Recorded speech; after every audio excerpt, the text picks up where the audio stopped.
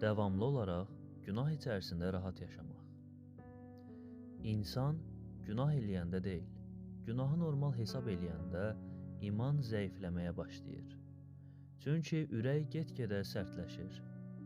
Qayğı və qorxuya təslim olmaq. Qayğı imanla birlikdə yaşaya bilməz.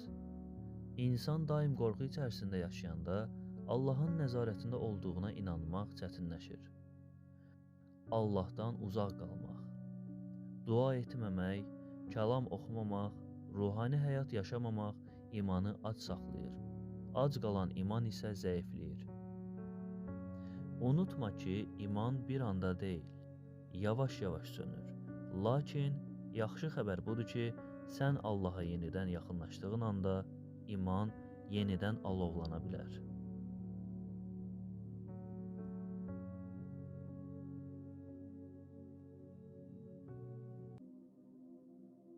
Bu ayə bizə çox vacib bir həqiqəti öyrədir. İman sadəcə söz, inanc bilgisi və ya zahiri dəyişiklik deyil. Əsl iman ürəyin dəyişməsi ilə başlayır. İnsan öz gücü ilə yalnız davranışını dəyişə bilər. Amma ürəyi dəyişmək yalnız Allahın işidir. Daş ürək, yəni sərt, laqeyd, günaha öyrəşmiş ürək insanı Allahdan uzaqlaşdırır. Amma Allah deyir ki, o, bu daş ürəyi çıxarıb, yerinə hiss edən, sevən və ona itaət etmək istəyən canlı ürək verəcək. Bu sözlər bizə böyük ümid verir. Əgər içimizdə soyuqluq, yorğunluq və ya günahla mübarizə varsa, bu son deyil. Allah insanı sıfırdan dəyişə bilər. Allah səndən qüsursuz olmağı istəmir. Sadəcə ona açıq bir ürək istəyir. Çünki ürəyi dəyişən, insanı dirildən və yeni başlanğıc verən yalnız odur. Əgər İsa Məsih sevgi, sülh və mərhəməti öyrədirdisə, niyə özünü xristian adlandıran bəzi ölkələr müharibələr edir? İnsanlar bu barədə tez-tez soruşurlar. Məsələ bundan ibarətdir ki, İsa Məsihin öyrətdikləri ilə insanların etdikləri həmişə eyni olmur. İsa Məsih belə demişdi: qonşunu özün kimi sev. Bu sözlər zorakılığı deyil, sevgini öyrədir.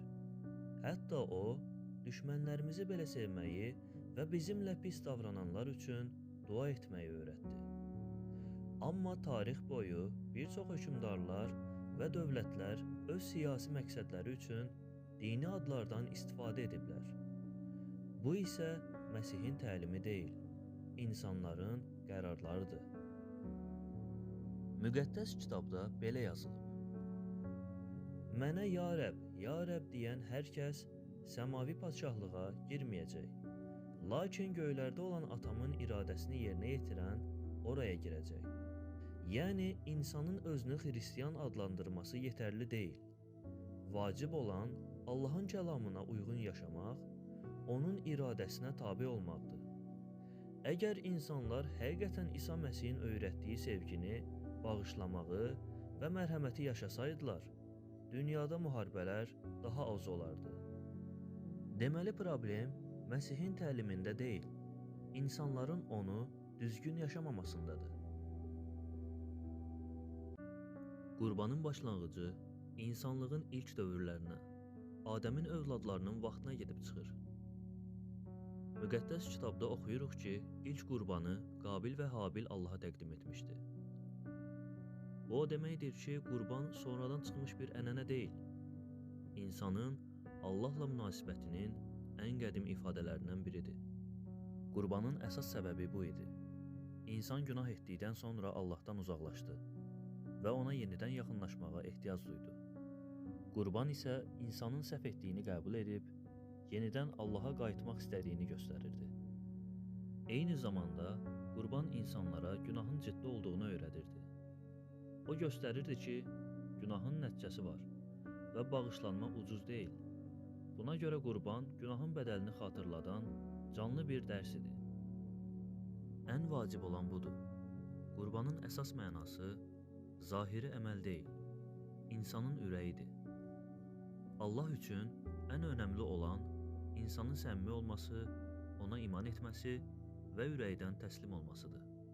Qısaca desək, Qurban günahdan sonra başladı ki, insan Allaha dönmə yolunu anlasın, günahın ciddiliyini dərk etsin və ona təslim olduğunu göstərsin.